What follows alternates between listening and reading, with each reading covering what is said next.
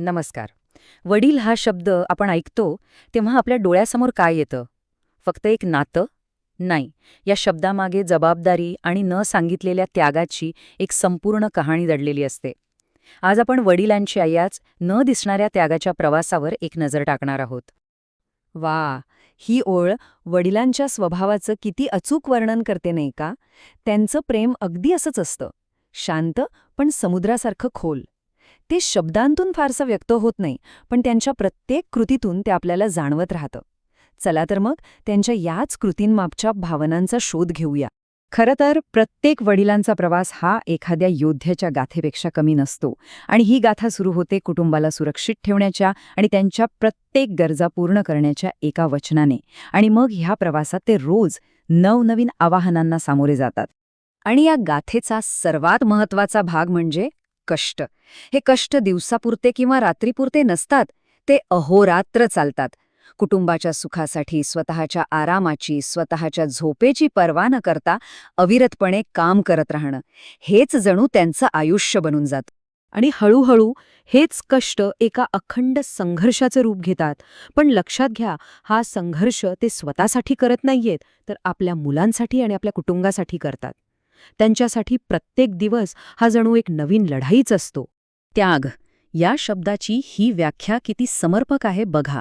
रक्ताचं पाणी करणं याचा अर्थ काय? म्हणजे स्वतःच्या शक्तीचा, ऊर्जेचा आणि आयुष्याचा प्रत्येक कण फक्त आणि फक्त आपल्या मुलांचं भविष्य घडवण्यासाठी खर्च करणं. हा असा त्याग आहे जो मोजता येत नाही, तो फक्त अनुभवता येतो. बरं, या त्यागाची एक अशी भावनिक बाजू आहे जी सहसा कोणाला दिसत नाही, आणि ती म्हणजे स्वतःच्या गरजांकडे पूर्णपणे दुर्लक्ष करणं. ते कुटुंबासाठी सगळं काही करतात, पण जेव्हा स्वतःची वेळ येते तेव्हा मात्र नेहमीच मागे राहतात. उदाहरणार्थ, ही फाटकी चप्पल, ही फक्त एक चप्पल नाहीये, हे त्यांच्या त्यागाचे एक प्रतीक आहे.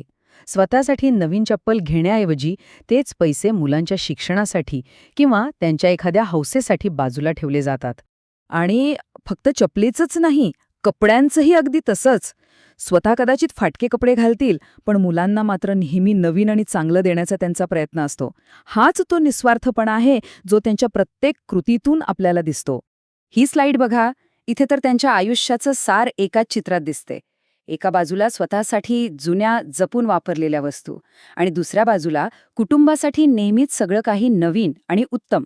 यावरूनच आपल्याला कळतं की त्यांच्या आयुष्यात प्राधान्यता कोणाला आहे? नेहमीच आपल्या कुटुंबाला. आता आपण या त्यागामागे जे मूळ कारण आहे तिकडे वळूया.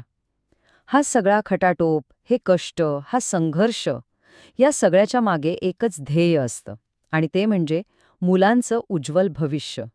तर मग प्रश्न हा पडतो की हा सगळा संघर्ष नक्की कशासाठी? का करतो एक बाप स्वतःच्या इच्छा, आकांक्षा बाजूला सारून एवढे कष्ट? याचं उत्तर खूप सोपं आहे आणि तितकंच गहनसुद्धा आहे. या सगळ्याचं एकच कारण आहे, मुलांच्या चेहऱ्यावरचा आनंद. आपल्या मुलांना ते आयुष्य मिळावं जे कदाचित आपल्याला मिळालं नाही. त्यांना कोणत्याही गोष्टीची कमी पडू नये. बस ह्याच एका गोष्टीसाठी हा सगळा अट्टहास असतो. त्यांचं सुख हेच एका वडिलांचं खरं समाधान असतं. म्हणूनच हे सगळे कष्ट, हा त्याग, हे कधीच ओझं नसतं, तर ते त्यांच्या प्रेमाचं एक शांत आणि मूक स्वरूप आहे. हाच तो वारसा आहे जो ते आपल्या मुलांसाठी नकळतपणे मागे सोडून जात असतात. मग वडिलांचा वारसा म्हणजे नक्की काय? तो म्हणजे तक्रार न करता आयुष्यभर केलेले कष्ट, त्यागाच्या भक्कम पायावर उभी केलेली कुटुंबाची इमारत, आणि हो, शब्दांपेक्षा कृतीतून व्यक्त केलेलं प्रेम. ह्याच भक्कम पायावर आपलं आयुष्य घडत असतं, बरोबर ना?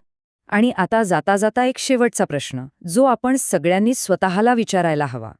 आपल्या वडिलांच्या या न दिसणाऱ्या, कधीही न बोलून दाखवलेल्या त्यागाची आपण खरोखरच मनापासून कदर करतो का? यावर विचार नक्की करायला हवा.